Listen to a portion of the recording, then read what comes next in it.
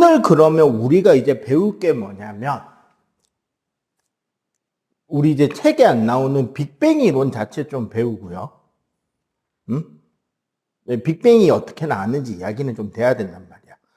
그리고 그 빅뱅 이론에서 되게 중요한 역할을 하는 게, 여러분들 중학교 2학년 화학과정에서 불꽃 반응을 실험을 해본 적 있죠? 아니, 본 적 있지, 공부할 때. 화학 공부를 조금씩 했잖아, 그죠? 그 불꽃 반응에서 원소 불꽃 색깔이 똑같을 때 어떻게 했어요? 선 스펙트럼으로 원소를 구별했잖아. 왜 선 스펙트럼으로 원소를 구별할 수 있는지는 안 배운단 말이죠, 그죠? 그거는 고등과정 물리학에서 하는 거기 때문에. 그래서 고등과정 물리학에 있는 선 스펙트럼 이야기를 조금 가지고 오고, 이게 빅뱅 이론에서 어떤 중요한 자리를 차지하는지에 대한 이야기가 같이 될 거예요. 그래서 앞부분에는 기본적으로 빅뱅 이론 간단하게 좀 공부를 하고, 후반부는 그 빅뱅 이론을 이야기하기 위해서 가져왔던 여러 가지 과학적인 이야기들을 좀 가져와서 어떻게 우주가 탄생했고 어떤 과정을 거치면서 현재의 우주의 모습의 시작이 되었는지까지 이야기하는 게 아마 오늘일 거예요. 알겠지? 책 순서랑 조금 다를 거고요. 그리고 오늘 아마 요 수업 영상 녹화해서 내보내고 할 때 영상이 2개가 갈 거예요. 우리 수업한 영상 하나. 그 다음에 오늘 우리가 배우는 빅뱅이잖아. 요 빅뱅과 관련해서 한 15년? 벌써 15년 됐네요. 15년쯤 전에 EBS에서 방송한 다큐멘터리가 있어. 그 다큐멘터리에 빅뱅 이론에 대해서 되게 다양하게 볼거리 넣어가지고 오늘 선생님이 여러분들한테 설명해 줄 때 나오는 좀 어려운 내용들을 그 영상을 보면 다 들어있어요. 자세한 것들이 여러분들 영상을 보면 쉽게 이해를 할 수 있을 그런 내용들이 거기 포함되어 있기 때문에, 그래서 영상이 오늘 2개 나갈 겁니다, 문자로.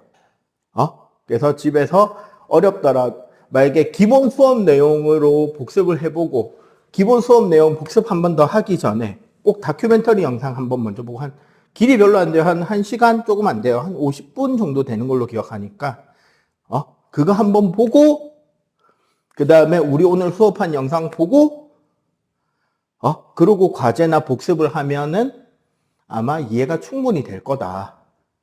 그렇게 생각을 합니다. 그래서 오늘은 빅뱅부터 들어갈게요. 역사 이야기도 좀 나오고 할 겁니다, 오늘은. 역사를 외울 필요는 없고. 자. 오늘 시간 되게 넓게 쓰겠네. 자.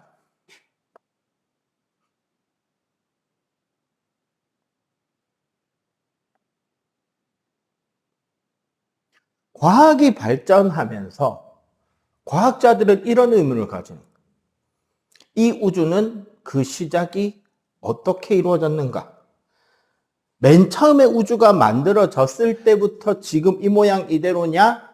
아니면 처음에서 만들어진 모습은 지금이랑 달랐는데 어떤 과정을 거쳐오면서 현재의 모습으로 만들어졌느냐에 대한 의문을 가진다고. 왜?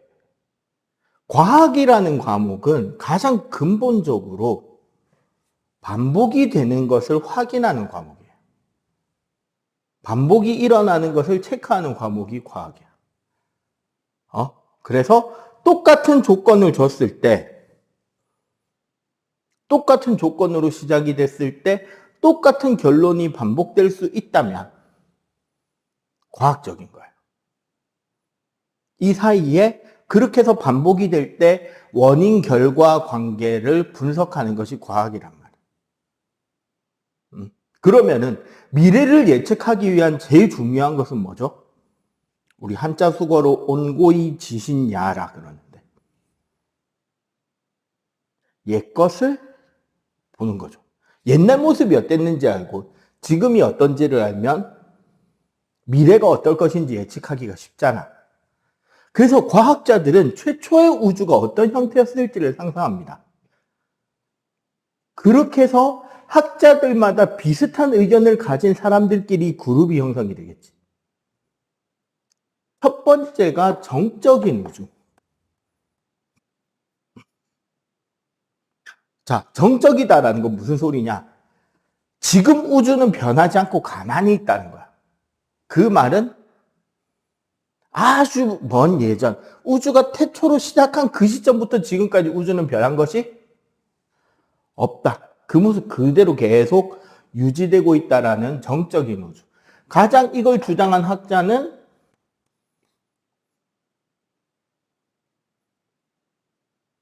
아인슈타인이었어요. 그 유명한 양반이죠. 응? 그러면 정적인 우주랑 가장 대립이 되는 우주는 무슨 우주일까? 우주가 계속 변해간다는 우주겠지. 그것을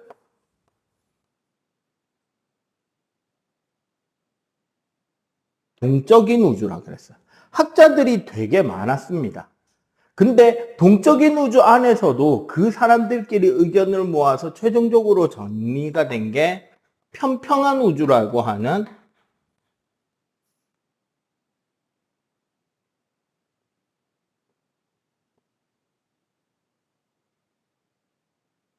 프리드먼의 의견으로 모여요. 이거 무슨 소리냐?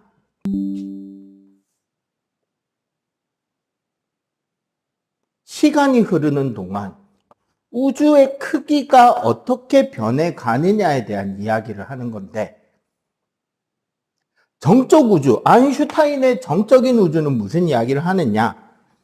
우주의 크기는 어떤 아주 이상적인 크기가 있어서 그 크기 상태로 계속 유지가 된다. 이게 정적인 우주. 동적인 우주에서 버려진 의견 중에 하나가 열린 우주.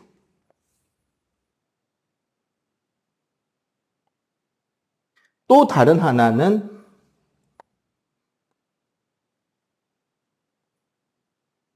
닫힌 우주라는 게 있었어요. 무슨 소리냐? 봐봐. 중등 과정에서 일 배웠죠. 일 배웠지. 힘을 주면서 힘 방향으로 물체를 이동시키는 것을 우리가 뭐 한다 그런다? 일을 한다라고 하잖아. 근데 일을 하면 에너지가 어떻게 돼요? 그대로야 줄어.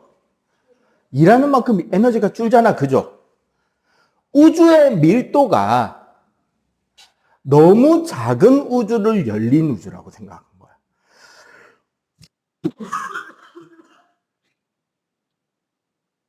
자, 밀도가 작으면 어떻게 돼? 예를 들어 우주들이 이렇게 우주에 있는 천체들이 있는데 얘네들이 만들려고 서로 힘을 작용하고 있는 상태에서 멀어지려면 일을 해야 되죠. 서로 끌어당기고 있는데 반대쪽으로 가야 되니까. 근데 밀도가 너무 작으면 어떻게 된다? 힘이 거의 닿지 않을 만큼 멀어졌는데도 운동 에너지가 충분히 많이 남아서 그대로 날아가 버리는 거지. 그럼 우주 크기가 무한대까지 팽창할 거 아니야. 맞죠? 그런 우주를 열린 우주라고 생각하고. 그러면 닫힌 우주는 반대로 뭐다? 밀도가 너무 큰 거야. 밀도가 너무 크면 어떻게 돼? 에너지를 쓰면서 멀어지다 보니까 에너지를 다 쓰고 멈췄는데 만율력이 많이 남은 거야. 그럼 어떻게 될까, 그때부터? 서로 끌어당기니까 모이겠죠. 모이면 점점점 서로에 대한 위치 에너지가 감소하기 때문에 운동이라던가 온도가 너무 증가한단 말이야. 그럼 에너지가 너무 밀집되니까 다시 폭발적으로 튕겨나가.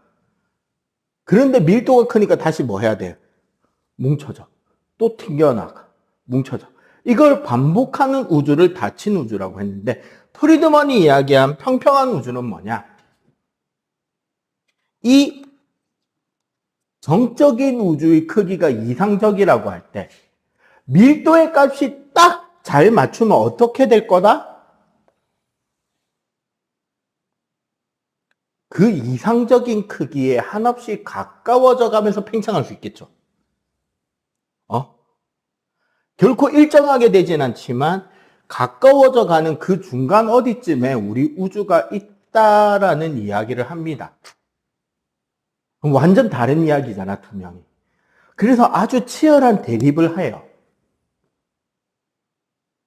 그런데 이 대립 과정에서 정답이 전혀 다른 곳에서 튀어나와 버립니다.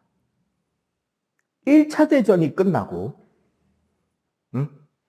세계 1차 대전 기간 동안 가장 국력이 강해진 나라를 뽑자면 미국이에요.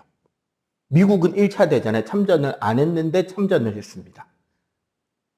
이게 무슨 소리냐? 세계 1차 대전 여러분들 사회 시간에 이제 2학년, 3학년 가면서 공부를 할 건데 1차 대전은 프로이센이라는 나라랑 오스트리아라는 나라, 지금으로 따지면 오스트리아하고 독일입니다. 그 두 나라가 외교 관계에서 좀 사고가 터져요. 외교로 이웃나라, 별로 사이가 좋지는 않은 이웃나라에 갔던 왕자가 술 마시고 꼬장 피우다가 되게 예쁜 숙녀분을 찝적대다가 술 취한 숙녀분의 남편한테 총 맞아 죽거든? 술집에서. 가장 골아픈 건 이제 두 나라의 힘의 차이가 너무 없다는 게 골아팠던 거야. 봐봐. 왕자가 죽은 나라 입장에서 암살당했죠, 지금. 이웃나라 갔다가. 이웃나라 수도에서. 따지고 보면 이런 거야. 일본 천황의 아들 왕자가 서울의 클럽에 와서 놀다가 유부녀 건드리다가 유부녀 남편한테 맞아 죽은 거야, 지금. 일본이랑 우리나라랑 과연 평화롭게 이 문제를 해결할 수 있을까요? CCTV도 없는데? 그래서 전쟁을 합니다. 근데 국력이 비슷하니까 승부가 나, 안 나? 안 나지. 그래서 친구들을 불러서 패싸움을 해요. 그게 1차 대전이야. 근데 이때 미국은 뭐 했냐? 전쟁터에서 되게 멀리 있잖아요. 그러니까 맨 처음에는 식량을 팔다가 철광석이나 석탄 같은 자원을 팔다가 초기 생산품들을 갖다 팔아요. 총알 팔다가, 총 팔다가, 대포 팔다가 뭐 요 정도만 파는 거야. 그걸로 번 돈으로 못 받으니까 뭘로 받느냐? 식민지를 받아요. 미국 땅. 그래서 미국이 커집니다. 그리고 미국이 커져가는 과정에서 멕시코랑 전쟁을 해요. 미국이란 젊고 희망적이고 자유로운 나라가 커져오니까 멕시코 북부에 있던 동네들이 나도 미국 편 하려면서 멕시코 뒤통수로 후려가고 미국 편에 서버린단 말이야. 그래서 멕시코가 빡쳐서 미국한테 전쟁을 걸었다가 집니다. 저희 세계 1차 대전 진 것처럼 멕시코 미국 전쟁도 진 쪽이 돈을 내야 돼요. 전쟁 보상금으로 멕시코가 미국한테 땅을 뺏겨요. 거기가 캘리포니아랑 텍사스라는 이야기가 있어요.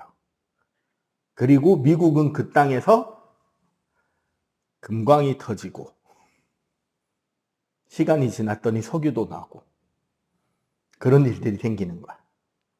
미국이 정말 부자가 되니까 정말 좋은 천체만환경을 갖다가 사다가 만들어 놓고 최고로 열정적인 천문학자를 세워서 천체 연구를 시작하는데 그 사람이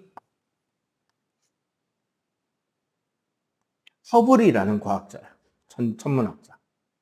그리고 이 허블이 몇 가지를 발견하는데 제일 처음에 발견한 게 안드로메다 자리에 있는 성운인 줄 알았던 것이 알고 보니까 외부 은하더라. 옛날에는 그 뿌옇게 보이는 천체니까 그냥 가스 덩어리겠거니 했는데 망원경 정말 좋은 거 놓고 보니까 그 안에 변광성이 발견되고 별까지의 거리를 쟀더니 우리 은하계 밖에 있다는 게 알려지는 거야. 그러니까 우리 은하계랑 같은 은하계더라. 그래서 다른 성단이나 성운들도 확인을 해봤더니 그 중에 상당수가 외부에 있는 은하계더라. 그러고 나서 마지막 하나 더 확인을 한 게 그 은하계의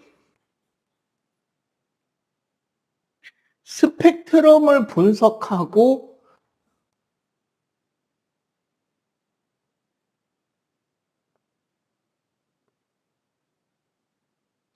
도플러 효과라는 걸 확인해 봐요. 자, 도플러 효과라는 걸 이제 처음 들어보는 단어니까 간단하게 설명을 해줘야 되겠죠? 우리 코로나 시대 이후로 유독 옆 앰뷸런스 지나가는 소리를 자주 듣잖아요. 그전에는 우리가 신경을 못 썼는데 이제 많이 신경을 쓰이게 하는 사건이 있다 보니까 귀에 잘 들리잖아. 멈춰있는 앰뷸런스 소리 벨 어때요? 그냥 한 파나 소름 정도 되죠. 삐용 삐용 삐용 삐용 막지. 솔파 솔파 솔파 솔파 딱 이렇게 8분음표로 딱 가잖아. 나한테 다가오는 앰뷸런스 소리는 금이야 금보다 높아. 금보다 좀 높죠. 그리고 박이 어떻게 돼? 빨라지지. 삐용 삐용 삐용 삐용 삐용 삐용 삐용 16분음표나 세짓다는표 느낌으로 나잖아.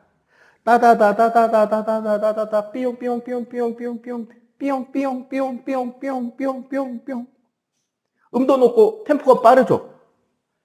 나한테서 멀어지는 앰뷸런스 소리는 음이 한 옥타브 내려가지. 그리고 박자도 길어지잖아.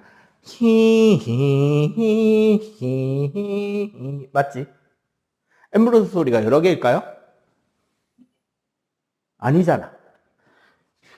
기본 앰뷸런스 소리는 이런데 기본 앰뷸런스 소리는 이런데 앰뷸런스가 나한테 다가오면서 내는 소리는 이렇게 되는 거야. 음파를 다가오면서 쏘니까 이게 이렇게 압축이 되는 거지. 그럼 음파를 나한테 도망가면서 쏘니까 어떻게 된다?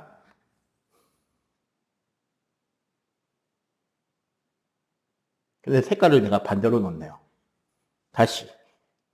색깔 반대로 놓으면 너희들 나중에 헷갈릴 거니까 다시. 원래 앰뷸런스에서 삐용 삐용 삐용이라면 나한테 다가오는 앰뷸런스 소리는 삐용 삐용 삐용 삐용 삐용 삐용 삐용 삐용 삐용 삐용 나한테서 멀어지는 앰뷸런스 소리는 삥 한단 말이야. 색깔 때문에 일부러 그런 거예요. 응? 요렇게 파장이 바뀌는 거를 도플러 효과라 그래. 근데 소리만 파장이야? 빛도 파장이야? 빛도 파동이죠. 그래서 외부 은하가 내는 스펙트럼을 비교했더니 도플러 효과가 관측이 되더라는 거예요. 외부 은하에서 오는 빛의 스펙트럼에.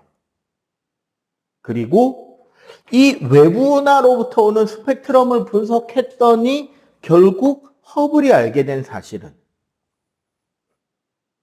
우리 은하계로부터 거리가 멀어질수록 더 먼 곳에 있는 은하계일수록 우리 은하로부터 도망가는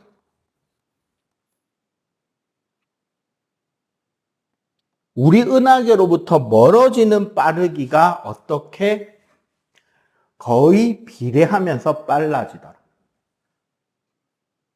그래서 V는 HR이라고 하는 허블 법칙이라는 공식을 찾아내요. 물론 여기서 약간씩의 오차들은 있는데 대략적으로 요 부근의 값을 내더라는 거지. 근데 이게 무슨 이야기가 되느냐? 봐봐. 나랑 예를 들어서 만광년 떨어져 있는 녀석이 V의 속도로 간다. 근데 2만 광년 떨어져 있는 녀석은 2V의 속도로 도망간다. 이게 무슨 소리가 되냐면 각 은하들이 움직이는 게 아니라 이 은하계가 존재하는 공간 자체가 부풀어 오르고 있는 거예요. 공간이 커지면서 은하와 은하 사이의 거리가 멀어지고 있다는 거지. 우리 풍선에 점 3개 찍어놓고 훅 불면 어떻게 돼요? 점과 점 사이가 멀어질 거 아니야. 맞지? 그렇게 멀어지는 것처럼 공간이 커진다는 걸 설명을 한 거예요. 허블이. 자, 그러면 봐봐. 이 허블의 연구는 프리드먼의 주장의 근거가 될 수 있어요? 아인슈타인 주장의 근거가 될 수 있어요? 프리드먼의 근거가 되죠. 우주가 변한다니까. 이게 팽창의 근거였단 말이야.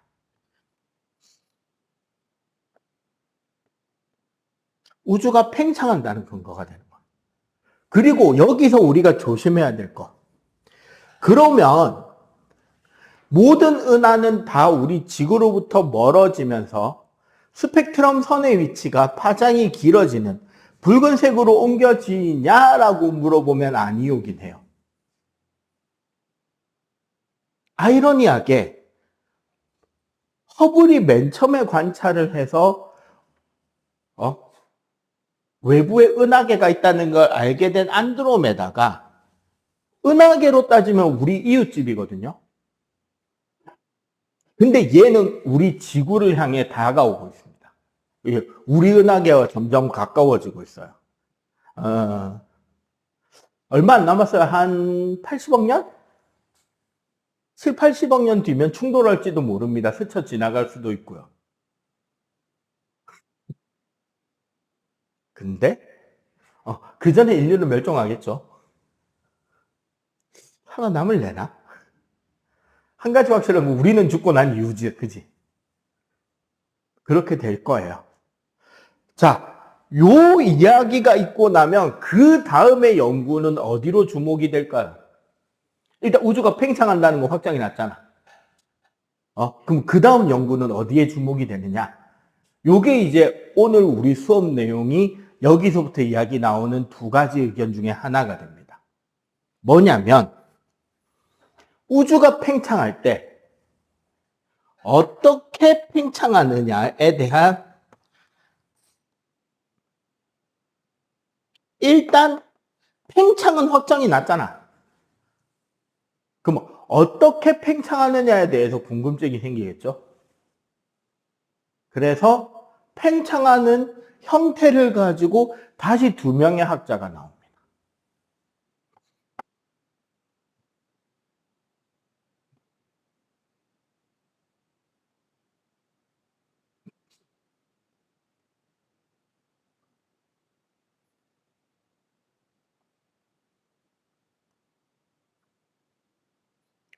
정상우주론이라는 호일과 초반에는 특별하게 우주론의 이름을 정확하게 규정을 못 지었던 가모프라는 2 학자가 대립을 해요.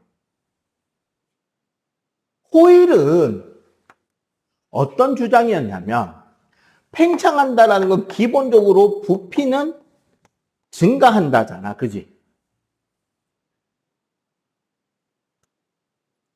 부피는 증가하는데 호일은 질량도 증가하고 있다 하였어요. 그러니까 호일이 말한 우주의 팽창은 지금도 우주 곳곳에서는 새로운 물질이 만들어지고 있고 새로운 우주, 새로운 은하, 새로운 별들이 태어나고 있다. 그리고 걔네들이 태어나는 만큼 우주가 어떻게 된다? 점점 밀려난다는 거. 우리 세포 분열에서 세포가 점점 개수가 많아지면서 넓어져 가잖아. 질량도 증가해서 결론적으로 밀도가 유지된다라는 우주론. 이걸 정상우주론. 상태가 일정하다는 거지. 그리고 여기서 밀도가 유지가 되면 동시에 항상 뭐도 같이 가냐면 우주 자체의 온도도 유지가 돼야 돼요. 에너지들이 거의 균일하게 쌓여서 퍼지니까 우주 온도 자체도 거의 균일하게 유지가 돼야 되겠지. 별과 별 사이의 간격도 늘 일정하고. 그에 비해 가모프는 그래서 호일의 이야기를 연속 창조라고. 근데 가모프는 그 특정 순간에 창조가 완료되었다라는 이야기를 합니다. 최초로 빵 하고 우주가 만들어질 때부터 우주의 총 질량은 일정하게 유지가 되는 거야. 우주의 총 질량, 총 에너지량은 최초로 탄생한 순간 모든 게 결정이 난 거죠. 그 상태에서 부피가 커지니까 얘는 어떻게 돼야 돼? 밀도가 감소하겠지. 왜? 밀도는 부피분의 질량이잖아. 응? 그래서 밀도가 감소한다? 따라서 뭐도 감소한다? 온도도 감소해. 여기 가모프 이론의 최대 약점이 하나가 있었어. 가모프 이론이 맞으려면 반드시 관찰돼야 되는 두 가지 증거가 있어. 가모프는 이론 물리학자란 말이에요. 이론 물리학자는 자기가 실험을 하는 게 아니라 어떤 식으로 상태가 변했을지를 예측해서 모델링을 한다는 거지. 이 과정을 거쳐서 온도가 이렇게 될 때 이렇게 변하고 온도가 이렇게 변할 쯤에 이렇게 변해서 지금 현재 이런 상태가 되어 있을 것이다 라는 예측을 하는 과학자란 말이에요. 그래서 가모프의 이야기가 맞으려면 첫 번째가 현재 우주는 최초의 우주에서 수소대 헬륨의 질량이 3대1이어야 하고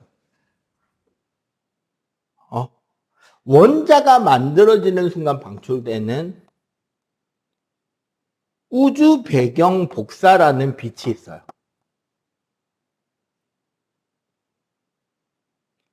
맨 처음에 창조 순간의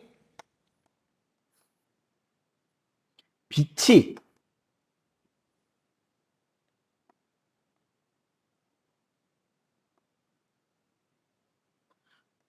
현재 전파의 형태를 띠고 관측이 돼야 돼. 이런 모델을 제안을 하고 발표를 했는데 재미있는 사건이 하나 터집니다. 그 당시 이제 전후 조금 이제 사람들의 삶의 수준이 올라오고 방송이나 이런 것들이 시작이 되면서 무슨 이야기를 했냐면 그 당시 방송국 사실은 그 당시는 거의 신문사에 가까웠는데 그 현재 가장 뛰어난 학자들이 말하는 이제 연구하고 있는 분야가 뭐고 그게 어떤 식으로 현재 연구가 진행되는지를 쓰는 그런 잡지에 이 호일 박사가 글을 써요. 우주가 어떻게 탄생했는지에 대한 이야기 해가지고 인터뷰를 진행을 했는데 그때 호일 박사가 크나큰 실수를 하나 해버립니다. 어떤 실수를 했냐면 가모프를 까요. 디스를 걸어. 어마어마하게. 자기는 지금 뭐 이런 식으로 우주가 만들어져서 현재 우주가 우리가 뭐 일정하게 변하지 않는 것처럼 매일매일 보는 우주가 일정한 이유는 이런 식으로 우주가 만들어져 가기 때문이고 그래서 우주의 밝기를 어느 정도 균일하고 온도도 균일하고 우리가 매일매일 똑같은 우주에서 살고 있다. 그런데 나랑 대립하는 미국에 있는 어떤 교수의 말에 따르면 하면서 가모프 이야기도 해. 얼마나 얼토당토하는 이야기인지 얼마나 허풍선 사기꾼의 이야기인지 너희들도 이런 이야기가 있으니까 조심하세요라면서 감호프를 놀려요. 마치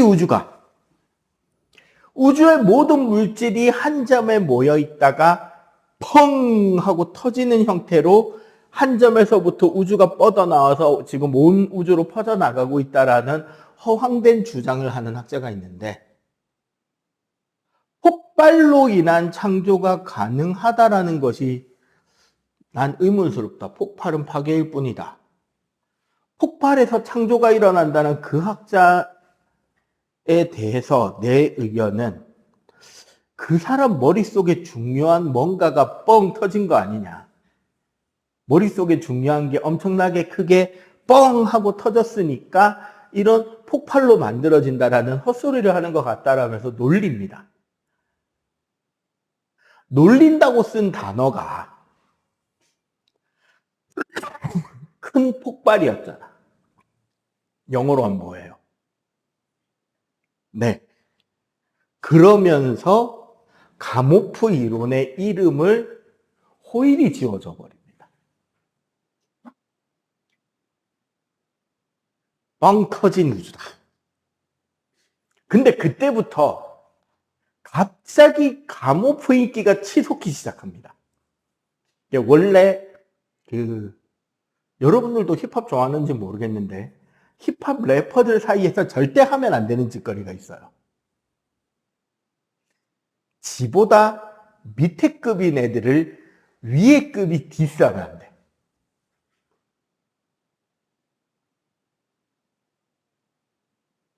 지가 만약에 누구랑 랩 가사나 이런 걸로 싸워야 되면 지랑 동급이랑 싸우거나 지보다 위급을 까야 돼. 밑에 급을 까버리는 순간 어떻게 되느냐? 걔랑 지랑 같은 급이 돼요. 잘못하면. 실력으로 압도적으로 누르는 거 아니면 잘못 가면 동급이 돼. 지금 우리나라 힙합씬이 지금 이상하게 꼬인 이유 중에 하나가 개그맨들 중에 랩한 애들이 있거든? 최근에 유튜브로 되게 핫했던 애들이 있어요. 현역 래퍼들이 걔네들이 랩하면서 요즘 래퍼들 랩 제대로 못한다고 졸라 까버리는 랩을 썼다가 그거 맞받아친다고 욱해가지고 그 개그맨들을 디스한 순간 그 개그맨들을 래퍼로 인정을 받아버린 거예요. 개그맨이 아니라. 개그맨 치고 랩 잘하는 애가 아니라 래퍼 치고 랩 못한 애로 까버렸기 때문에 래퍼로 인정해버린 게 되는 거야. 그것처럼 돼버린 거예요. 이 양반 스탠퍼드인가 캠브리지 대학교 교수입니다. 영국에서 1, 2등 하는 대학교 교수예요. 물론 나중에 노벨상을 따긴 합니다만 가모프는 미국에서도 콜로라도라는 시골 대학 교수란 말이야.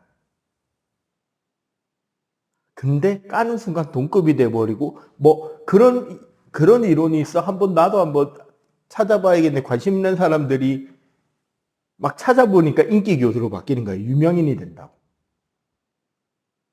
그래가지고 이 둘이의 대립이 이어지는데 최종적으로는 이 두 가지에 대해서 연구 결과로 가모프가 맞다라는 게 발견이 돼요. 그리고 그 중에서 수소와 헬륨의 비율을 알게 해준 것이 스펙트럼 분석이고요. 우주 배경 복사에 대한 거는 전파 무선 통신 레이더 같은 거 연구하던 연구원이 안테나 켜가지고 무선 전파 통신 연구하다가 잡음이 발견돼요. 그 잡음이 뭔지 지금도 들을 수 있어요. 이 잡음은 여러분들 핸드폰에 이어폰 꽂아야 켜지는 기능이 하나 있는 거 알아요? 라디오라고. 그냥 상태에서는 안 되고 유선 이어폰 꽂아야 들을 수 있는 라디오라는 어플이 다 들어있어요. 라디오를 아니면 이제 집에 오디오나 이런 거 보면 라디오 있잖아요. 아니면 부모님 차에도 라디오 모드가 있잖아. 그거를 AM 모드로 들어가서 FM, AM 중에 더 음질 안 좋은 게 AM인데 AM 모드로 들어가서 원래 방송 나오는 채널 사이로 주파수 조절하면 지지지지지지지지 하는 이상한 잡음이 들린단 말이야. 그 잡음에 섞여 있는 일부가 얘입니다. 그게 그 소리라는 거를 그 연구팀이 밝혀내고 논문을 써서 노벨상을 따요. 그 인터뷰 실제로 볼 수 있습니다. 그 연구하신 분. 사진이나 이런 것들도. 그래서 현재는 빅뱅으로 우주가 만들어졌고 빅뱅으로 만들어진 우주의 근거들을 바탕으로 아마 빅뱅이 맞을 것 같다라고 인정하는 상태라고 보시면 돼요. 과학은 절대 진리가 있는 게 아니라 현재까지 알려진 바에 따르면 이 양반 말이 좀 더 옳은 것 같다. 이런 거를 따지는 과목이라고 이해해 주시면 좋을 것 같습니다. 오케이? 자, 일단 요거 필기. 간단하게만 필기할게요.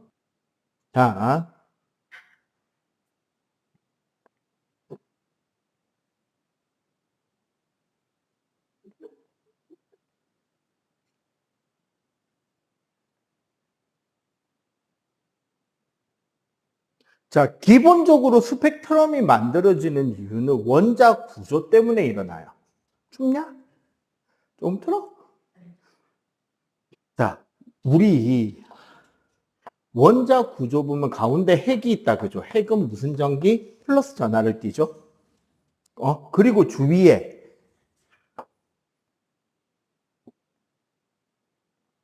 보통 이제 전자가 돌 수 있는 여러 개의 길들이 있는데 그냥 두 개만 있다고 생각할게요. 기본 설명이니까. 그 중에 그 전자가 들어갈 수 있는 자리 중에 가장 낮은 에너지 상태, 제일 편한 자리, 제일 좋은 자리를 우리는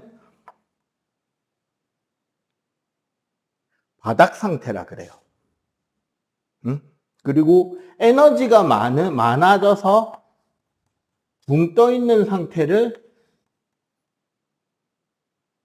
들뜬 상태라고 합니다. 요거는 우리가 고등과정 화학 공부를 해도 똑같이 이야기를 하는 거예요. 응? 근데 봐봐. 바닥에 있던 전자가 바닥 상태에 있던 전자가 들뜬 상태 궤도로 올라가는 일이 생겨요. 이걸 우리는 전자전이라 그러는데 언제 이렇게 전자가 올라가게 되느냐? 외부로부터 뭐를?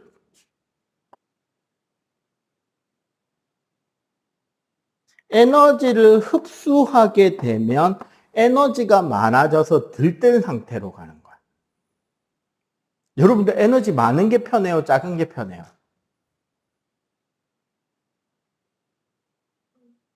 작은 게 편해요, 무조건. 자, 역학적 에너지로 설명하면 돼. 자, 서 있는 게 에너지가 많아요? 앉아 있는 게 에너지가 많아요? 서 있는 게 에너지가 많죠? 앉아 있는 게 에너지가 적고, 어느 게 더 편한데? 앉아 있는 게 편해요? 엎드려 있는 게 편해요? 엎드려 있는 게 편하지. 책상에 엎드려 있는 게 편해요? 집에 가서 침대에 붙어 있는 게 편해요? 침대에 붙어 있는 게 바닥에 붙어 있는 거잖아. 그게 바닥 상태예요. 그럼 에너지를 좀 많이 높여볼까? 저기 번지 점프대에 고무줄에 매달아서 한 15m의 공중에 대롱대롱 매달아 놓으면 에너지가 정말 많이 높아졌잖아. 그지? 붕 떠 있잖아. 들뜬 상태. 편해? 안 편하겠죠, 거기는. 에너지는 낮출수록 편한 겁니다. 낮출수록 편한 거고 낮출수록 안정된 거예요.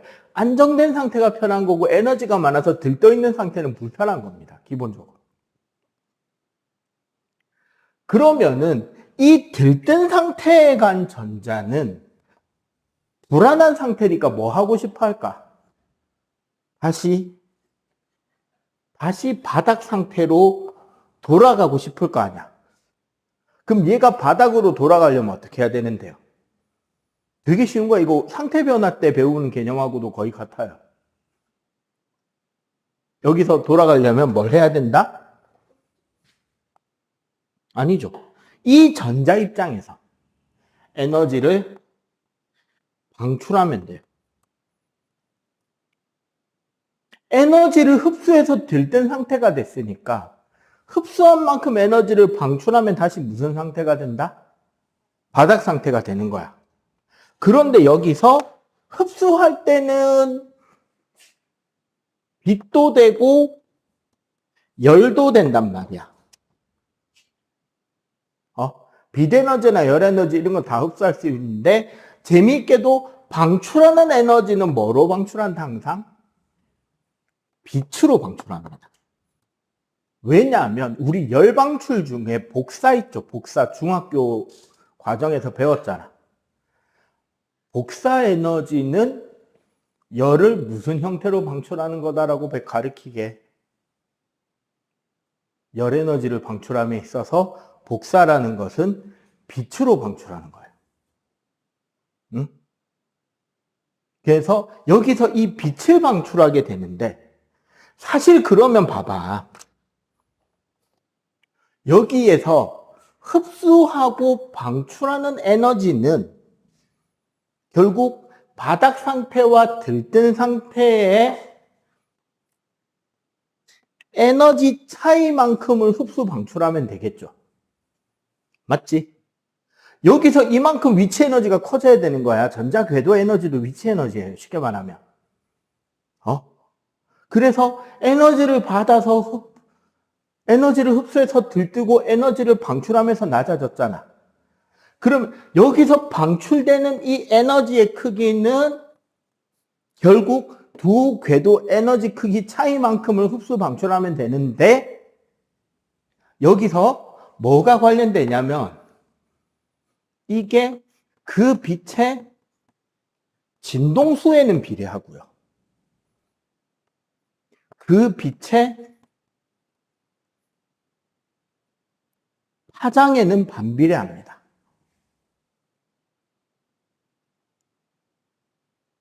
근데 있잖아. 빛의 진동수와 빛의 파장, 얘네들을 한 덩어리로 묶으면 이게 뭐가 되느냐 한 글자로 빛의 진동수, 빛의 파장이 나타내는 것은 그 빛의 색이에요. 빛의 색깔이란 말이야. 응? 우리가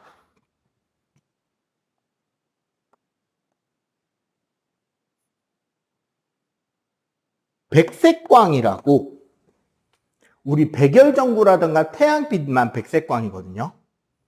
응? 이 백색광을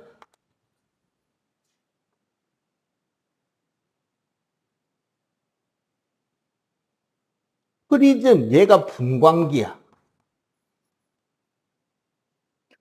분광기에 분산을 시키잖아요. 옛날에는 중등에 있다가 너희들 배우는 과정에 되면서 중등에서 빠져버린 내용이긴 한데 분산이 빠졌어요. 현재 중등에서는. 이렇게 분광기로 나누면 어떻게 되느냐. 상대적으로 파장이 긴 붉은 빛은 좀 덜 꺾이고 상대적으로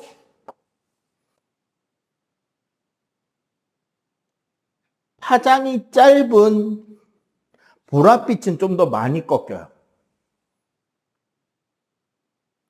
그런데 우리 파동의 속력은 주기분의 파장이라서 파장 곱하기 진동수인데 빛이니까 얘가 광속일 거 아니야. 맞죠?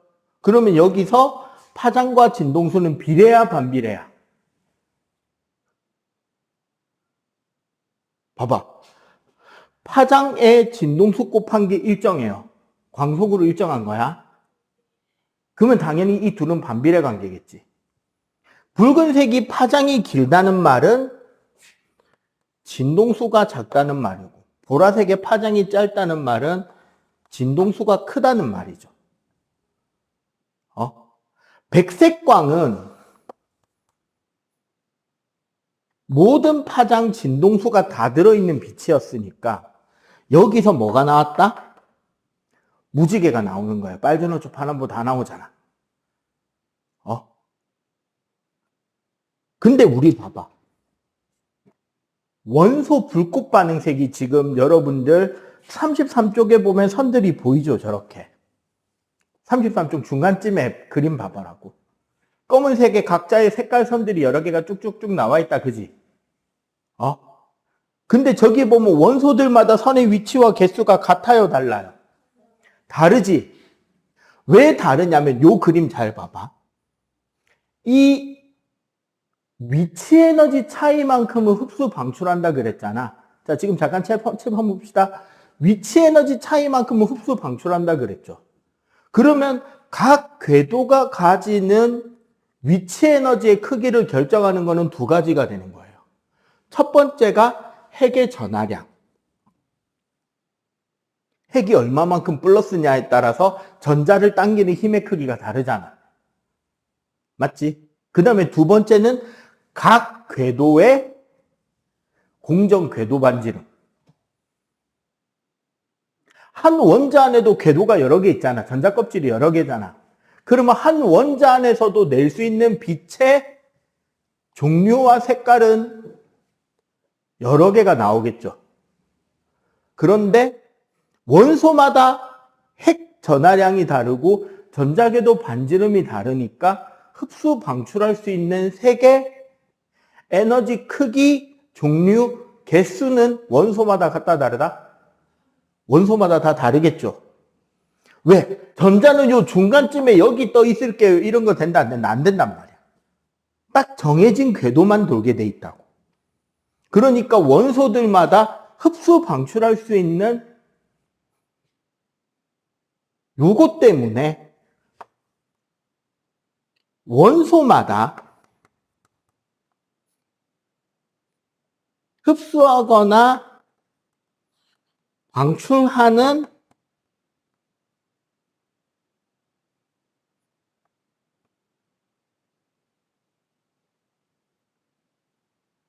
스펙트럼의 색의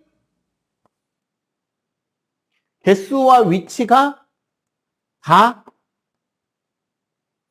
다르게 나타난다는 거지. 이해가 되죠? 그러니까 우리 스펙트럼 선 보고 이게 무슨 원소인지 저게 무슨 원소인지 알 수 있었고, 원소가 두 가지 들어있으면 두 가지 다 나오겠죠, 색깔이. 그래서 어떤 물질에 이 원소 있느냐 없느냐를 따져보는 문제가 중학교 스펙트럼 분석 어려운 문제로 나올 수도 있었다는 거지. 그지? 근데 선생님 왜 태양이나 백열 전구는 전부 다 나오냐고 물어본다면 이거야 사실은. 원래는 어떻게 되는 거냐면 봐봐. 핵이 하나 있잖아. 그러면 핵에서부터 전자가 존재하는 거리와 에너지 크기를 그래프적으로 그리면 원자 하나에 이렇게 각자 도는 전자 궤도들이 생긴단 말이야. 여기서 옆 핵에서부터 위치가 되고 세로축이 에너지 크기가 돼. 원자일 땐 이렇게 각각 궤도별로 한 주씩만 나와요. 근데 이게 원자가 아니라 분자가 되면 여기 다른 원자가 하나 또 있겠지. 그러면 얘 영역이 생길 거 아니야, 에너지 영역이. 그죠? 그러면 얘도 도는데 요 부분이 이제 문제가 되는 거야. 얘도 도는데 요 부분이 문제가 된다고. 어떻게 겹쳐지는 영역이 생기잖아, 영역에. 전자끼리 겹쳐지는 영역이 생기잖아요. 자, 여기서 중요한 거. 전자끼리 좋아해요, 싫어해요? 전자끼리 좋아할까, 싫어할까? 싫어하겠지. 중학교 2학년 전기력 할 때 같은 전하끼리는 서로 청력이라 그랬잖아. 그럼 어떻게 되느냐? 원래 궤도 위치에서 하나는 살짝 밑에, 하나는 살짝 위에 돌게 바뀌는 거야. 겹치는 데서만. 겹치는 영역에서 하나는 살짝 밑에, 하나는 살짝 위로 두 줄로 바뀐다고. 근데 이건 분자 이야기잖아요. 고체가 돼버리면 어떻게 되느냐? 별처럼 밀도가 엄청나게 커져버리면 어떻게 되느냐? 원자들이, 여러분들 우리 고체는 원자들 입자 배열이 어떻다고 배우죠? 매우 가깝고 규칙적이고 반복되는 구조로 쌓인다, 그지? 얘네들이 이렇게 쌓여버리면 전자가 가질 수 있는 에너지 크기가 선이 아니라 선 여러 개가 겹쳐진 뭐의 형태를 띠게 된다? 면의 형태를 띠게 된다고. 그러면 면과 면 사이에서 전자들이 왔다 갔다 하면서 에너지를 흡수 방출할 수 있으니까 원래 생기던 스펙트럼 선 위치에서 나올 수 있는 색깔의 크기 범위가 점점 넓어지겠지. 이해가 되죠?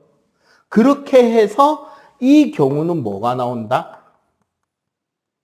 연속 스펙트럼, 무지개가 나온다는 거지. 꽉 채워지는. 그러면 요거 한번 봅시다. 자, 방금 이야기한 거예요.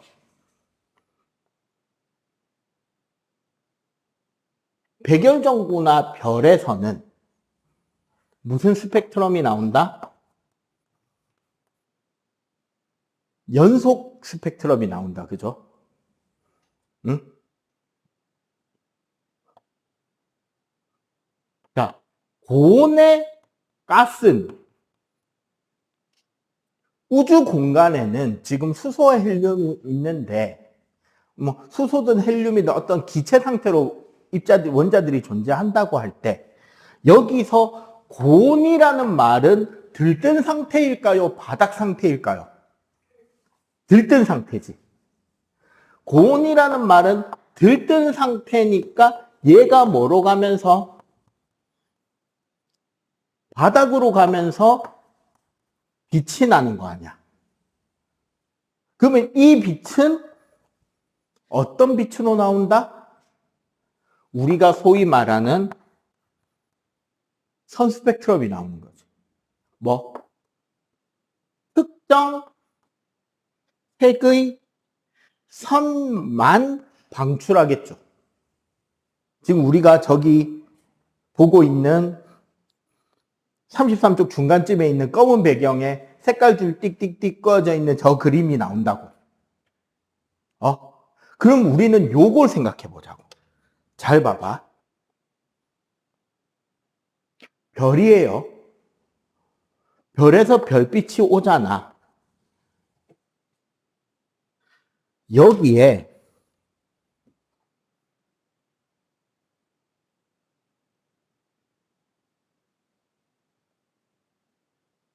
저온의 가스층을 통과하면 어떻게 될까요? 원래 들어온 빛은 무슨 빛이었죠? 연속이었잖아. 맞지? 저온이라는 말은 들뜬 상태, 바닥 상태. 그치. 저온이었으니까 얘는 바닥이었는데 지나가는 빛에서 에너지를 흡수해서 무슨 상태로 바뀐다? 들뜬 상태로 바뀌는데 이러다 보니까 여기서 나온 빛은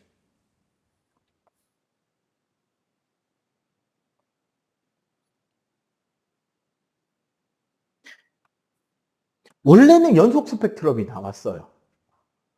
얘는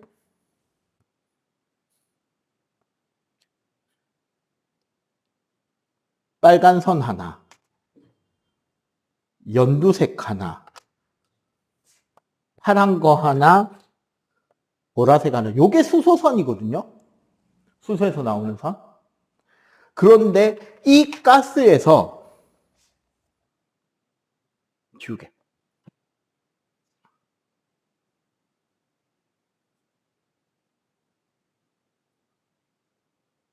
요 맨 마지막 건 다시. 대충 이렇게. 무슨 소리냐?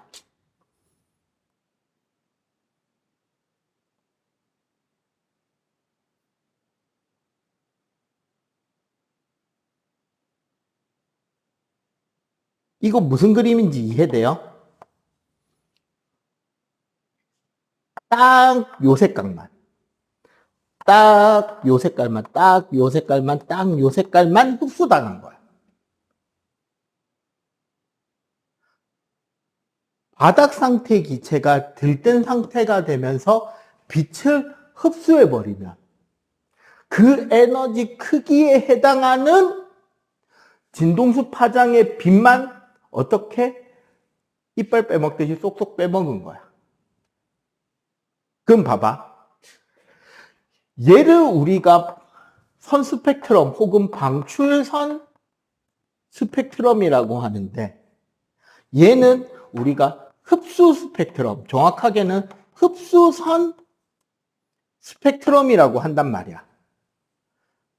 근데 봐봐. 방출선의 위치와 흡수선의 위치가 같으면 무슨 이야기가 된다? 이 기체랑 이 기체랑 종류가 같다가 돼버리는 거예요. 왜? 아까 여기 이야기했잖아. 에너지 크기만큼을 흡수, 방출했잖아. 근데 에너지 크기가 뭐로 나타난다고 스펙트럼에서는? 색깔로 나타난다고. 그지? 그러니까 선 위치가 같으면 얘랑 얘랑 무슨 기체다? 같은 기체다가 되는 거야. 자, 그리고 여기서 한 가지 내용을 더 이해를 하면 돼요. 우주는 진짜 진공인가? 진짜 진공일까? 진공이라는 것의 과학적 정의가 뭐일 것 같아요? 아예 아무것도 없는 거? 그 정도가 아니야. 1세제곱미터 공간. 1세제곱미터 공간이면 우리 교실로 따지면 이 책상 4개가 차지하고 있는 공간 크기쯤 될 거예요. 밑에 높이까지. 어느 정도쯤인지 감이 오죠? 그 공간 안에 원자가 1개 미만으로 들어있는 밀도면 진공 취급해요. 응? 아예 없는 걸 기대하진 않는다는 거야. 극히 작으면 진공이라고 인정을 해주는데, 왜냐하면 우리 지금 지구에 우리 일반적인 일기압이라고 하는 공간 있잖아. 이 안에는 기체 분자가 얼마나 있냐면, 혹시 화학원 선행 구경 앞에 조금이라도 해봤다 손? 화원 1단원 공부 조금이라도 들어가 봤다. 화학원, 고등학교 화학. 뭘이 뭔지 안다? 없냐? 뭘 배웠어? 들어는 봤어? 뭘 몰라? 아니, 봤으면 봤다고 해. 내가 물어보진 않을 거예요. 뭘? 처음 들어봐? 화학은 원자가 너무 작잖아. 원자가 너무 작고 하나하나 세알리기가 힘드니까 대충 묶음 단위로 계산하기에 편한 단위를 찾은 거야. 그게 몰이라는 아보가드로 수라는 거예요. 응? 정확한 정의는 뭐냐면 탄소 원자 있잖아. 탄소 원자는 양성자가 6개 들어있고 중성자도 6개 들어있고 전자도 6개 들어있는데 전자는 너무 가벼우니까 질량 취급 안 하고 양성자랑 중성자는 질량이 거의 엇비슷하단 말이지. 그래서 탄소 하나는 질량 값을 상대적으로 12라고 정의를 해요. 이거를 원자량 혹은 화학식량이라고 하는데, 탄소 원자를 모아서 12g이 되게 만들려면 개수가 어마어마할 것 같죠? 몇 개가 필요하냐면 아보가드로 넘버는 6.02 곱하기 10의 23승계를 모으면 돼요.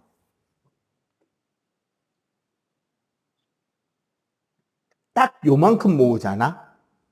그럼 아까 말한 원자의 상대적 질량 혹은 분자의 상대적 질량이 g이 돼요. 그 분자를 저만큼 모으면. 수소가 1이고 산소가 16이거든?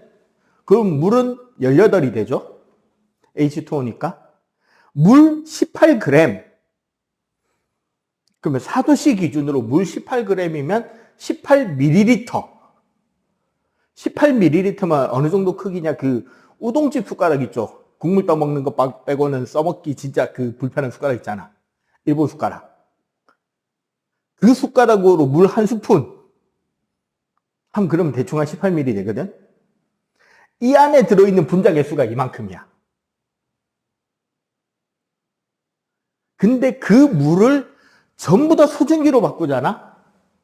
0도씨 1기압 기준으로 수증기로 바꾸면 22.4리터 정도 나와요. 22리터? 23리터 이렇게 나와. 그런데 1세제곱미터는 1000리터입니다. 22리터에 분자가 이만큼 들어간다고. 만, 억, 조, 경, 해, 6000해가 들어간다고. 22리터에. 근데 1000리터의 원자 한 개. 면 진공이라고 친다고. 근데 아이러니하게도 우리 별빛이 오는 거리가 얼마나 멀죠? 별이 오는 거리. 태양, 우리가 오늘 바라보는 저 밖에 달 있잖아. 1초 전에 달인 건 알죠? 달빛이 지구에 오는데 1초 3이 걸리니까. 태양은 8분입니다. 초도 아니에요. 8분 40초 전에 태양이에요. 1억 5천만 킬로미터라서. 그럼 우리가 태양하고 달하고 우리 태양계 속한 행성들 빼고 나머지 행성들 있잖아. 그 나머지 행성들 나머지 행성 말고 나머지 항성들 중에 하늘에 있는 별 중에 제일 가까운 거는 어두워서 잘 안 보이니까 요즘에 나가서 볼 수 있는 별 중에 큰 계자리 시리우스라고 지구에서 볼 수 있는 별 중에 제일 밝은 별이 있어요. 태양 빼고. 걔 별빛이 지구에 오는데 6년 걸립니다. 졸라 이웃집인데 6년 걸려요. 별빛의 속도로. 그 인간의 감각으로 생각이 힘들죠. 그지? 그런데 우주는 졸라 넓잖아, 그렇게. 그러면 아주 멀리 있는 별빛이 지구로 날아오다 보면 우주를 채우고 있는 기체의 뭐를 뺏긴다? 에너지를 아주 조금씩이라도 뺏기면서 날아오겠지. 맞죠? 그게 쌓여서 지구에 도착한 흡수선을 보면 뭐를 알 수 있게 된다? 우주에 어떤 기체가 있는지도 알 수가 있다라는 거지. 실제로 좀 더 디테일하게 설명하면 지금 저기 태양의 흡수 스펙트럼이 있잖아요. 사진에. 30선 쪽 위쪽에 태양의 흡수 스펙트럼이 있다, 그지? 저거는 어떻게 재는 거냐면 이런 거예요. 지구 태양 사이에 원래는 이렇게 재는 거야. 태양 스펙트럼 선을 지표면에서 재고 인공위성에서 재면 무슨 차이가 나죠? 지구 대기의 차이가 나지. 그러면 그게 뭐가 된다? 지구 대기 성분을 찾아낼 수 있는 거야. 그러면은 지구 대기 밖에서 태양 스펙트럼 선을 찍으면 태양의 대기, 채층과 코로나층이 어떤 원소로 돼 있는지가 흡수당한 채로 오겠죠. 그리고 멀리 있는 우주 공간에 태양하고 비슷한 크기를 가지는 별, 대신에 지구에서 졸라 멀리 있는 그 별의 흡수선 스펙트럼과 태양의 선 스펙트럼을 비교하면 뭐를 알 수 있게 된다? 우주에 채워진 원소가 뭔지. 그리고 그게 많으면 흡수를 많이 당하겠지. 선이 더 진하고 두껍게 흡수당할 거 아니야. 양이 적으면 좀 흡수를 덜 당하겠지. 얇게 나오겠죠. 그거를 보면 뭐를 할 수 있다? 우주에 어떤 분자가 얼마나 많은지를 비교할 수 있겠죠. 그걸로 비교한 게 이 흡수선 스펙트럼으로 비교한 결과가 바로 수소 대 헬륨. 이 흡수된 가스, 수소 대 헬륨의 질량비가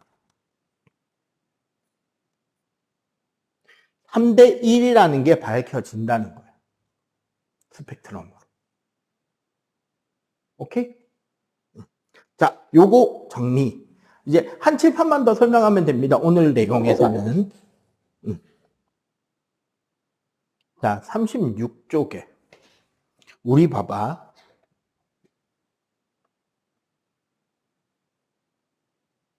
물체는 물질로 이루어져 있죠?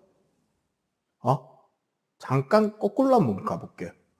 물질을 이루는 것은 보통 분자이거나 결정 상태들이 대부분이고요. 그지? 얘네들은 다시 뭐로 이루어져 있죠? 원자로 이루어져 있어요. 원자는 핵과 전자로 이루어져 있고, 그지? 그 중에 핵은 양성자와 중성자로 이루어져 있다까지 우리가 중등에서 배워요. 그죠? 그리고 여기 이 양성자나 중성자를 이루는 더 작은 입자들을 우리는 기본 입자라고 합니다.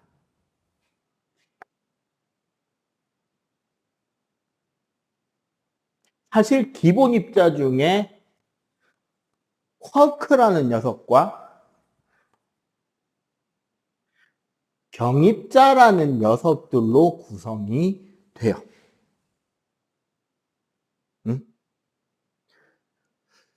빅뱅 순간에는 어떤 일이 일어났느냐? 에너지에서부터 출발해서 이게 역순으로 쭉 가는 게 빅뱅이에요.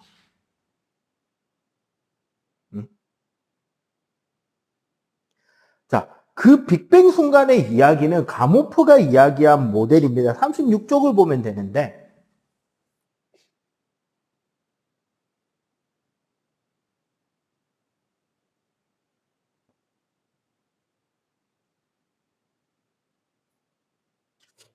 정확하게는 지금도 학자들마다 조금씩 계속 수정이 되고 있어서 값이 정확한 건 아닌데 약 136에서 138억 년 전, 지금으로부터 모든 우주의 물질과 에너지는 단 한 점, 원자보다 작은 한 점에 다 모여 있었어요. 그러니까 물질인 상태보다는 거의 무슨 상태로? 에너지인 상태로. 그럼 이 한 점은 우리가 상상하지도 못할 만큼의 극단적 초고온, 극단적 초고압인 상태겠지. 그 에너지가 어느 임계점에서 빵 터집니다. 순간적으로. 그때 엄청난 급팽창이 일어납니다. 팡 터지면서 제일 먼저 시작이 된 변화가 뭐냐면 에너지에서 기본 물질인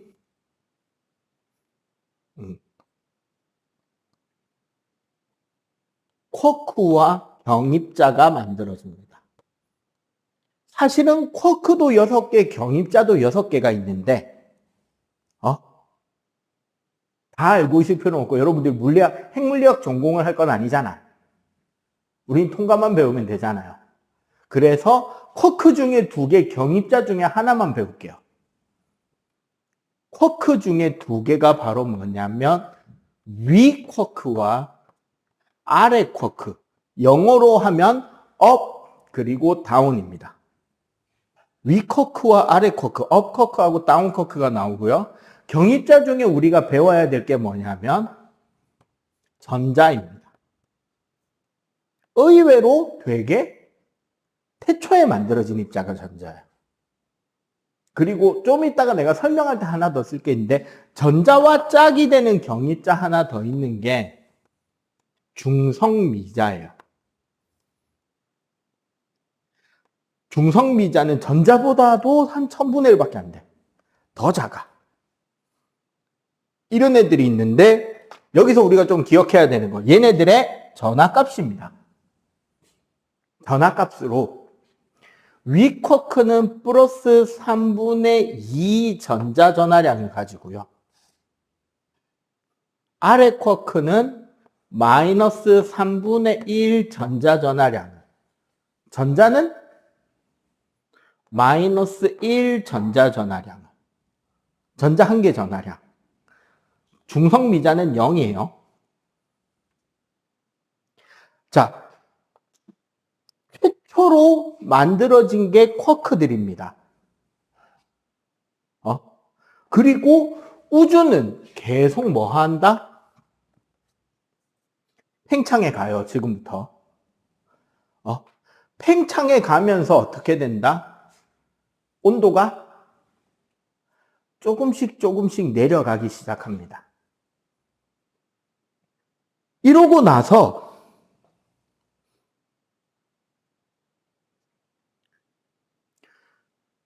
어디 갔냐, 인도세. 위 쿼크 2개에 아래 쿼크 하나가 결합하는 알갱이가 생기고요. 위 쿼크 하나에 반대로 아래 쿼크 2개가 연결되는 알갱이가 하나 생겨요.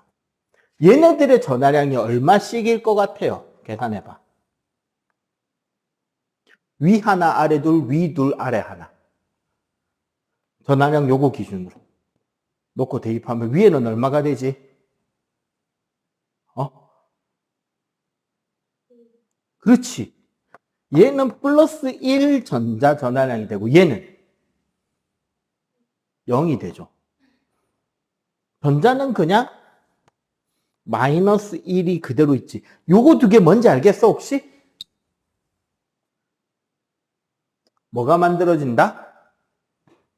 요건 지금은 순서만 외우시면 돼요. 아직까지는. 뭐가 만들어진 거다, 얘가? 양성자입니다. 그럼 얘는 뭘까? 네.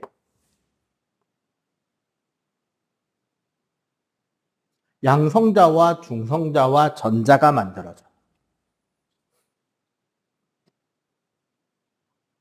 맨 처음에는 양성자와 중성자의 개수 비율이 8대 8이었다고 해요. 개수가 비슷했어요. 그런데 여기서 무슨 일이 생기느냐? 베타 붕괴라고 하는 약한 상호작용이 작동합니다. 요거를 통과해서 가르쳐 주지는 않긴 해요. 그냥 변했다고 이야기를 하는데 무슨 일이 생기냐면 우주가 식어가는 과정에서 중성자가 양성자와 전자와 전자의 중성미자로 쪼개집니다. 다시 변하는 거야. 상호작용으로. 우주가 식으면서 일어난 일이에요. 그래서 개수가 8대 8에서 몇 개로 바뀌느냐? 14대 2로 가고요. 양성자가 늘었어. 그 중에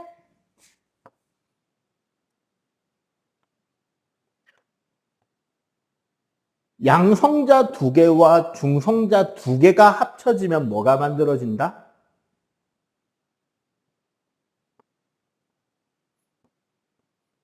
헬륨의 원자 핵이 하나 나오는 거예요.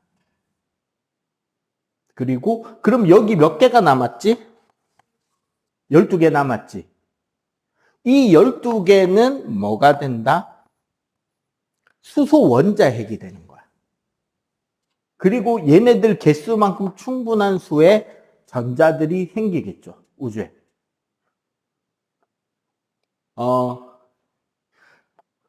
빅뱅 후 여기까지 오는데 얼마나 긴 시간이 흘렀냐면 3분 걸렸어요.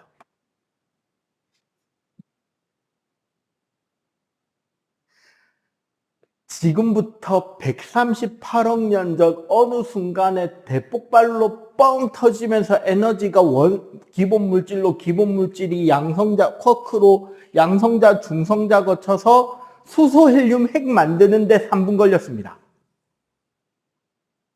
그리고 전자들이 아직 핵에 들러붙어 있지 않고 공간 전체를 가득 채우고 있었다는 거죠.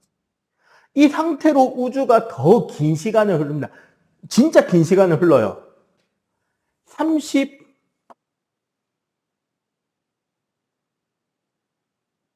38만 년이라는 시간이 되면 그동안 우주는 온도가 엄청 떨어져서 여기는 온도 알아놔야 돼요. 38만 년째 3000 켈빈까지 떨어집니다. 우주의 온도가. 네, 3000도죠 그냥. 내 기억에 여기가 한 10억 도쯤 돼요. 많이 식었다 그지? 3000도쯤 되면 어떻게 되느냐? 수소 원자가 전자를 받아서 수소 원자 핵이 전자를 받아서 수소 원자가 되고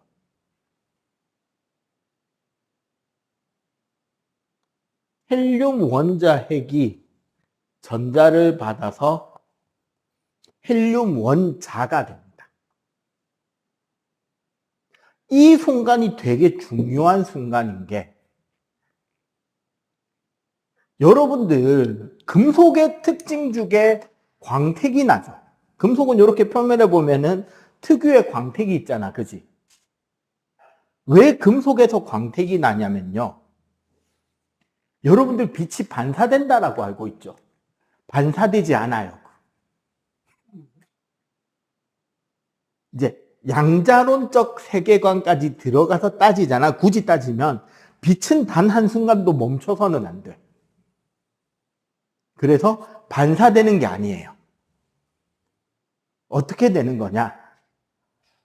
밖에서부터 날아온 빛이 금속 표면에 도착하면 금속 표면에 있는 자유전자가 그 빛을 흡수해버려요.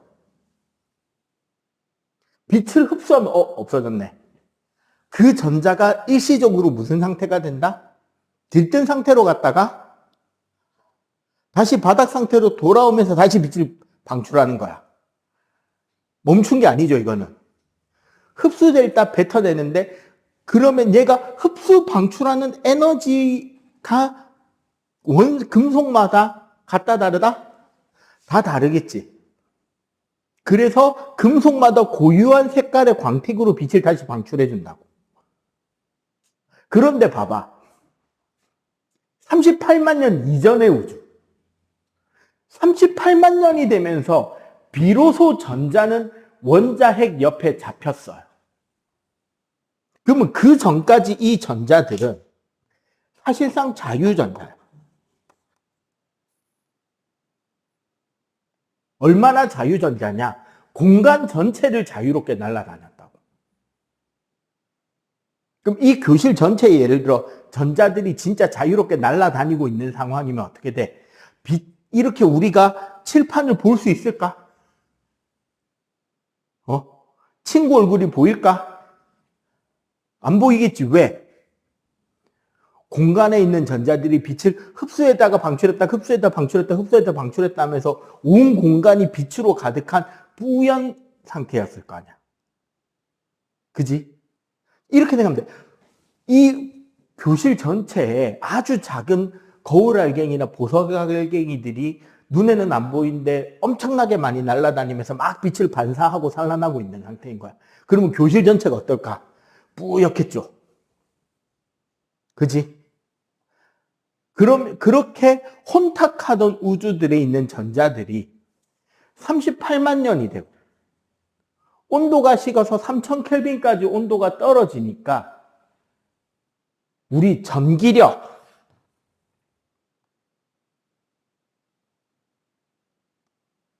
정전기적 인력이라는 힘 때문에 수소 원자핵에 헬륨 원자에게 붙으면서 비로소 원자가 나오는 거예요. 여기는 핵이었고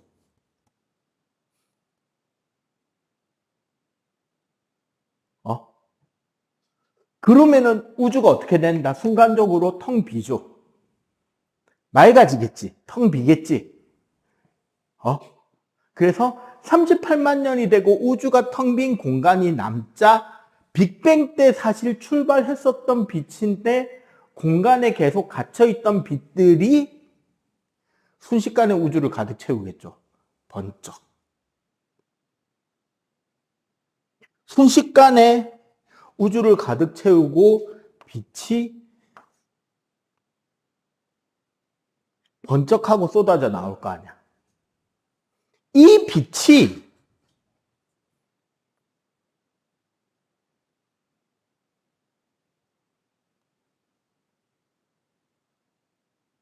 우주 배경 복사의 빛이었던 거예요. 출발할 때는 얼마? 3000켈빈의 빛으로 출발을 합니다. 그런데 이때부터 지금까지도 우주는 계속 뭐 했죠? 팽창했지. 그러면 멀리 있는 우주는 그만큼 우리로부터 더 어떻게 더 빠르게 도망갈 거 아니야. 맞지? 그러면 그 멀리에서부터 지금 날아오는 빛은 빛의 파장이 늘어지다 못해 3000켈빈이면 빨간색 가시광선이란 말이야, 원래는. 근데 이게 파장이 더 길어지면 적외선이 돼요.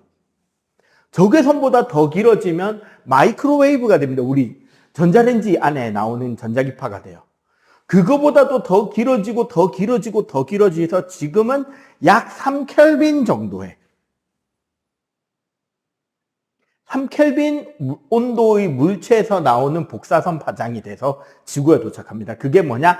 AM 라디오 잡음인 거예요. 너무 파장이 길어지다. 사실 빛도 전파거든. 근데 그게 우리가 감지할 수 있는 영역이라서 빛으로 인지되는 거야. 그래서 3켈빈짜리 AM 라디오 전파가 돼서 지금 지구에 도착하고 있는 거예요. 그거를 펜지어스와 윌슨이라고 하는 두 명의 전파 연구를 하던 베일 연구소 연구원들이, 그 베일 연구소 하면 뭐 만든 회사인지 알겠죠? 그 창립자가 그레이엄 벨인 전화기 만든 회사죠. 그 회사에서 무선 통신이라는 걸 연구하던 중에 이 잡음을 들은 거야. 무전기에서. 지지직 하는. 이 잡음이 뭔지 몰라서 요즘에 여러분들 그 휴대용 이어폰들에 웬만하면 노이즈 캔슬링 기술 있죠. 소리 지우는 거. 잡음 지우는 거. 그 기술을 찾아서 그 옛날에 그 전파 잡음의 노이즈 캔슬링을 시작해요. 주변의 자동차라든가 공장이라든가 온갖 종류의 제품들에서 나오는 전자기파를 다 확인해서 캔슬링 계속 시켰더니 뭐가 나왔다? 더 선명한 잡음이 나와요. 봐봐, 네가 무전기 연구를 무선통신 연구를 하려고 네가 만든 무전기를 켰어. 근데 갑자기 잡음이 들려. 맨 처음에 안테나 안에 새들이 살면서 막 새집 짓고 똥 싸놓고 해가지고 안테나 안에 잡음이 심해졌나 하면서 안테나 청소를 했어. 잡음이 더 심해졌어. 왜? 안테나 성능이 좋아졌을 거 아니야. 그래서 인근에 다니면서 생기는 온갖 종류의 전자파들을 체크해서 그 전자파의 노이즈 캔슬을 시작했어. 발견된 잡음에다가. 그랬더니 잡음이 더 선명해지는 거야. 그래서 이 잡음이 어디서부터 오나 그 안테나를 돌려봤는데 소라뿔 모양이었거든요. 돌려봤더니 모든 하늘에서 지구 방향으로 쏟아져 내리는 전파가 있는 거야. 모든 우주에서 동시에. 이게 뭐지 하면서 연구를 시작합니다. 그 잡음이 정체가 뭐냐. 그러던 와중에 뭐를 찾아냈다? 가모프라는 학자가 예언했던, 만약에 우주가 빅뱅으로 만들어졌다면 지금은 마이크로파나 라디오파 영역에서 빅뱅 초기에 나왔던 빛이 관측이 될 것이다라는 예측 모델이 발견된 거지. 그리고 검증했더니 이 빛이 자기가 발견한 그 잡음이 맞다는 걸 확인하고 논문을 써서 발표합니다. 그게 노벨상을 받아요. 오늘 주는 다큐멘터리 영상에 보면 2014년에 촬영된 그 영상인데 2011년에 찍은 건가? 2010년, 2011년쯤에 찍은 건데 그 펜저스 교수님 돌아가시기 전에 찍은 영상입니다. 2014년에 돌아가셔요. 자기 노벨상이라고 상장하고 구경시켜줘. 근데 그게 맞다라는 게 발견이 된 거야. 그럼 이 배경 복사가 발견됐으니까 빅뱅이 맞다는 건 증거가 이제 두 가지 다 나왔죠? 그러고 나서 그러면 현재는 이 배경 복사 연구를 하냐 안 하냐? 지금도 합니다. 맨 처음에 펜지어스 연구팀이 연구한 그걸 그림으로 그리자면 그냥 모든 하늘에서 관측이 된다였어. 그 뒤에부터는 지구에서 찍으니까 아무래도 대기라던가 지구에 있는 온갖 종류의 기계 장치들에 나오는 전자파에 의해 오염이 되잖아. 그래서 인공위성을 쏴 올려서 지구 밖에 있는 우주에서 이 우주 배경 복사를 관측을 시작해요. 그래서 인공위성들이 쓰입니다. 맨 처음에 쓴 게 코비 위성, 그리고 WMAP 위성. 그 동영상에는 WMAP 위성까지만 나올 거예요. 이게 10년 단위로 쏘거든. 지금은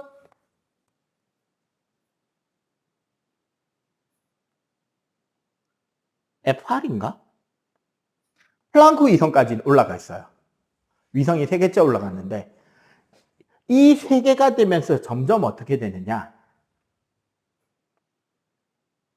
온도 측정이 정밀해집니다.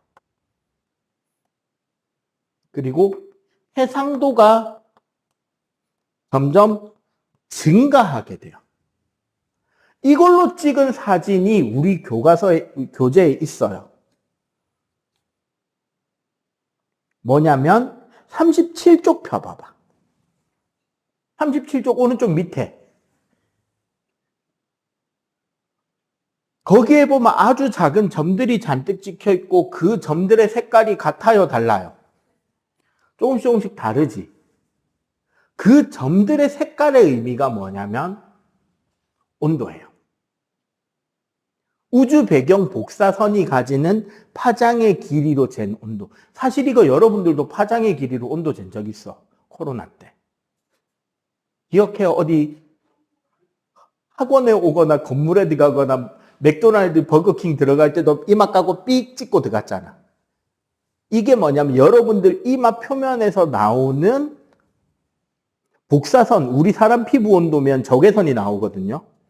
적외선 파장의 길이를 재면 피부가 지금 몇 도인지를 잴 수 있는 거야. 이게 3000도가 넘어가면 가시광선이 되고 3000도 언더에서 적외선인데 이게 막 3켈빈, 5켈빈 떨어지면 마이크로파 지나서 라디오파까지 가요. 그거를 재는 거야.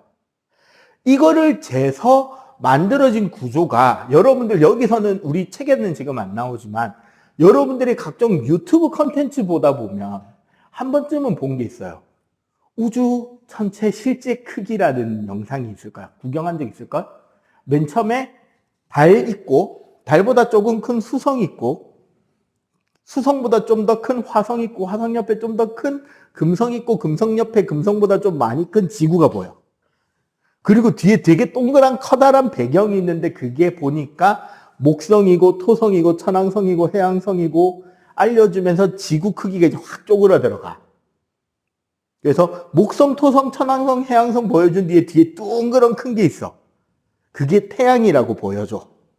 그러면서 목성, 토성, 천왕성, 해왕성이 작아지고 태양 보여주고 태양보다 점점 큰 별들을 보여줘. 막 알데바란, 시리우스, 리게, 아르크투루스 막 이러면 점점 큰 별 보여줘. 그러다가 뭐 우리 은하 크기, 안드로메다 은하 크기 막 이렇게 보여주다가 맨 마지막에 딱 보면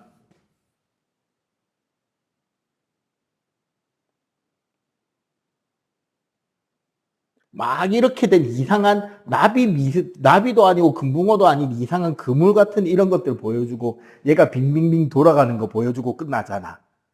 이게 뭐냐면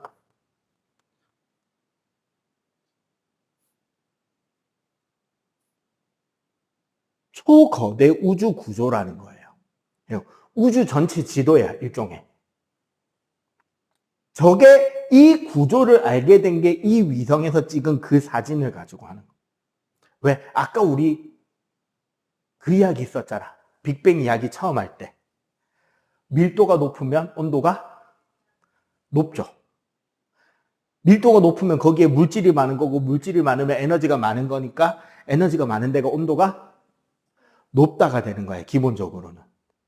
그러면 지금 우주 배경 복사에 찍히는 미세한 온도 차이는 우주 그쪽 방향, 그쪽 시간 거리의 질량이 우주 사이에 물질들이 많다가 되는 거지. 빅뱅 초기에 터졌을 때 모든 물질이 골고루 흩어진 게 아니라 어디 좀 큰 덩어리 가고 어디 좀 큰 덩어리 가고 어디 좀 덜 가고 이런 것들이 생겼는데 거기서 그 모양 그대로 지금 부풀어 오르는 거잖아. 어느 정도는. 이해가 되죠? 그래서 그 배경 복사 사진을 가지고 우주는 아마 이렇게 생기지 않았을까 하면서 모델한 게 요 초우주 거대 구조 형태가 되는 거예요. 이 구조로 따지면 우리 은하계조차도 픽셀 하나에 불과해요. 그냥 점 하나. 우리 인간은 그리고 종종 우리 이제 SF 영화들 보면 그런 이야기 하잖아. 외계인이 침공하면 어떡하지? 그지? 그 얼마 전에 선생님이 유튜브 보다가 그 서울대 물리학과, 한양대 물리학과 교수님인가? 서울대 물리학과 교수님하고 그 천문학자 몇 명하고 그 유튜버 궤도 씨하고 몇 명이서 하는 그 과학 관련 유튜브 있거든요. 보다. 거기에서 그 이야기 하는데, 우리 지금 태양계 나이가 60억에서 80억 년이거든요. 이 정도면 우주 전체에서 상당히 일찍 만들어진 축에 속합니다. 별이. 태양 나이 정도면. 태양계 생각하면. 무슨 소리다? 우주 전체에서 우리가 살고 있는 태양계보다 빨리 만들어진 건 우주 전체의 5분의 1밖에 안 돼요. 그러면 80%는 우리보다 나중에 태어난 우주야. 그러면 우리보다 나중에 태어난 우주에서 우리 인간보다 더 진화한 문명이 만들어질 확률은 거의 없다고 봐야 되지. 그럼 우리는 우주 전체 평균을 따져도 어떻다? 최선두권에 속해 있는 그룹인 거야. 그런데 우리가 겨우 사람이 어디까지밖에 못 갔다 왔어요? 달까지만 갔다 왔어요. 화성은 아직 못 갔어. 가려고 사람 신청은 받았는데 가서 어떻게 생존시킬지에 대한 준비가 안 돼 있어서 아직 화성은 못 갔단 말이야. 그러면 다른 우주에서도 우리 태양계를 향해 쳐들어올 확률은? 그지? 걔네들도 우리 인간이 쳐들어오는 게 궁금해가지고 막 UFO 보내고 하고 있는 거 아닐까? 저 호전적인 새끼들. 동족끼리 허구한 날 치고받고 싸우고 있으면서 언제 우리를 향해 총부리로 들이댈지 모르니 야 가서 염탐하고 그렇지 않을까. 우리가 먼저 공격당할 확률은 극히 드물 것이다. 뭐 이런 이야기를 하더라고요. 어쨌거나 이제 우리는 우주가 만들어졌고요.